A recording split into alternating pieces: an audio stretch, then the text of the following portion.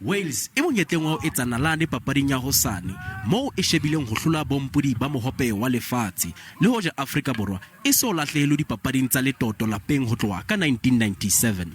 Mokaptene wa di-Springboks Siyakolisi o bontsha boitshepo. It also builds character, and that's what the coaches have been trying to do, to put it, for us to be in a situation like this, and that's where who you are is really shown, your character shows in games like this, and that's what's going to be needed tomorrow. And we've been in a situation like this, so it's nothing new, but Wales, I'm sure, have also been in the situation. Dipapadi tsa letoto e se le boitukisetso ba Afrika Borwa bakeng sa dipapadi tsa mohope wa lefatshe tse tla tshwarelwa France isawo, mme papadi e matla e latelang ya teko e tla ba kgahlano le All Blacks ka Phato. This game, hopefully everything will go. So if we can, I know one thing for sure.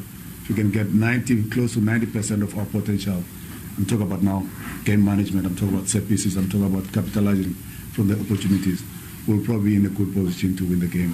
Papadi ya box le Wales e tla thakgwa hosane thapama ka hora ya 5.